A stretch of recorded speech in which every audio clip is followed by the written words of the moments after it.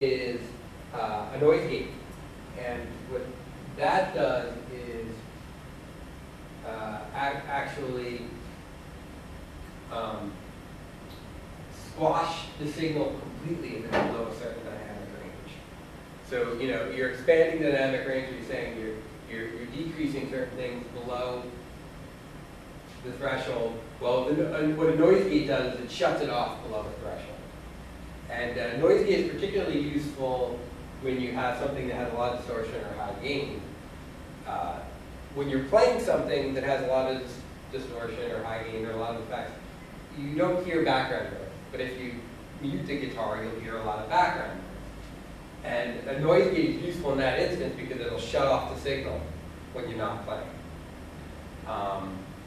You can also get some fun effects by tweaking a noise gate just right and getting it to chop on and off. Because when a noise gate is set incorrectly, it may chop off the signal before you want it to. Like you hit the big P Townsend power chord, and as it fades away, if the noise gate is set too high, it's going to shut it off too early. But you can use that for musical purposes too. You know, if you want it to be stuttered and choppy, you can use the noise gate that way. All right, so now we get to distortion. This idea of the distortion spectrum I've seen in the ultimate tone book on vacuum tubes, but I'm going to look at it from more of an effects. So typically when we talk about vacuum tubes and amps, we talk about clean and we talk about overdrive, right? You know what the term overdrive comes from. It's overdriven tube. And then we talk about distortion, but amplifiers don't get to the fuzz end of the spectrum. They kind of stop here. But with effects, we're going to talk about fuzz. And we really wanted to go nuts. We could talk about, you know, 6 buttery fuzzes and all. I think we looked at that a little bit last week when I brought in that Ibanez pedal, which had the damage selector that had from kind of a minor fuzz to a sputtery fuzz. I didn't bring in my Morley fuzz, which is even more extremely sputtery. But I am not an expert on fuzz. I know many people who are. People dwell on fuzzes and you know, name the subtle differences. But I'm going to talk about clean as being basically 0% THD. And fuzz isn't always 100%. It's not that, you know, you've got as much energy in your harmonics as in your fundamental, but it can be close. And like I mentioned, the reading assignment, we're supposed to look at the technology of the fuzz phase shows that a lot of times fuzz is dependent on asymmetrical clipping too to get its specific properties, at least the fuzz phase. I'll take a quick look at that. One thing in terms I just like to talk about, this is one that you see a lot with guitar stuff, touch sensitivity. And the idea there is how different does a device sound when you play lightly versus play heavily? And a lot of pedals generally, you know, again, this is a gross generalization, but often have less touch sensitivity. You know, you can, especially if you set the distortion high and the level low, they're going to be pretty distorted. They'll change a little bit based on input signal, but not dramatically. Tube amps are well known for having good touch sensitivity. And depending on, you know, how your gain stages are structured will vary that. You know, if you're running something hard at the clipping all of a sudden, or if you've got, you know, 5 gain stages where each one is just at the hairy edge of linear, makes a difference. Okay. And again, we're going to look at some brief examples of half-wave symmetric signals versus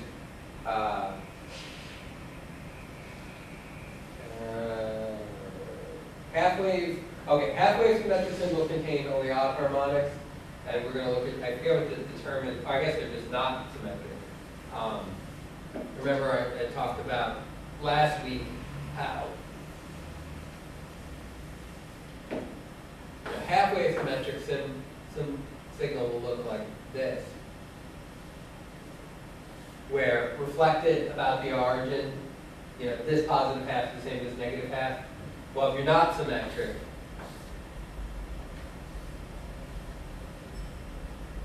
you'll have a different spectrum. I'll show you some examples of that. Okay. One of the other things I think we talked about a little bit is hard clipping versus soft clipping. And you'll see this anytime you look at read an article about tubes versus transistors. Now, there's some gross simplifications there going on. Most people say, oh, transistors clip hard and tubes are a little softer. And there's something to that.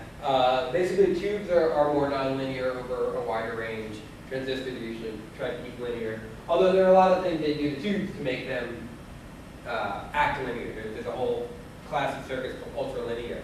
And in fact, many Fender amplifiers from the 70s, if you look at some Fender amps, you look at the baseband amp, right? They have the original baseband amp from the 50s, and the brown face, and then the black face, and then the silver face.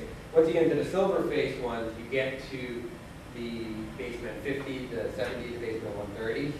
Those ones with baseband with the number after generally have ultralinear output stages. So they actually distort completely different. So fast forward to the 90s well, I guess the 90s, but like Stevie Ray Vaughan is famous for using a baseband, and other people using baseband for guitar tones.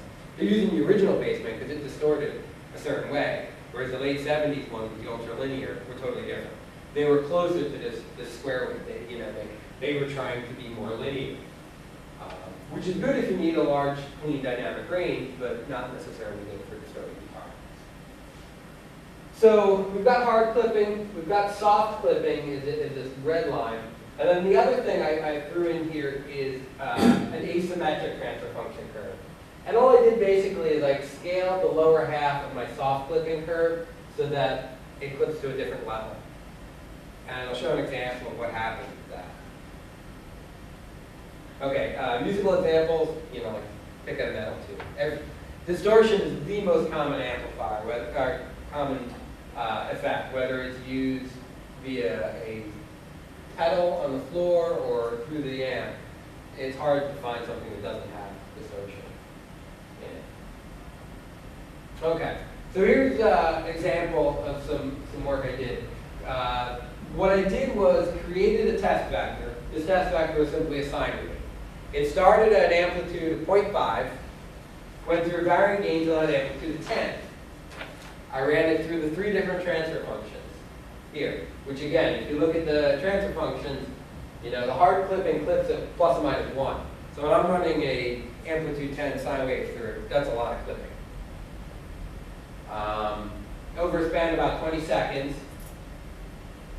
hard threshold, soft threshold. So if we look at the input, here this is scaled to plus or minus 0.5. You see the original input is green, I think. No, the original input is blue. The output of the hard clipper is green, and they lay right on top of each other, because below the threshold, the hard clipper is the same as the perfect linear gain. If we look at the red, you see that there's a little bit of attenuation already. So even though we're nominally clean, it's already squashing the signal, because that's the way it works. I think I picked, I forget what function I used for that. And then if you look at the magenta, you see it lines up with the red in the positive half, but in the negative half we've got some severe attenuation. And that's just because of how I defined the curve on the previous slide.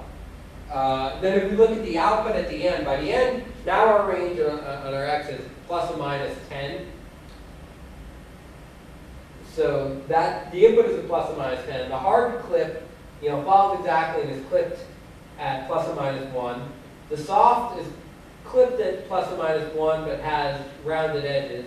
And then the asymmetric has rounded edges but again clips at different levels, plus or minus. Okay. So then what I did was I ran them through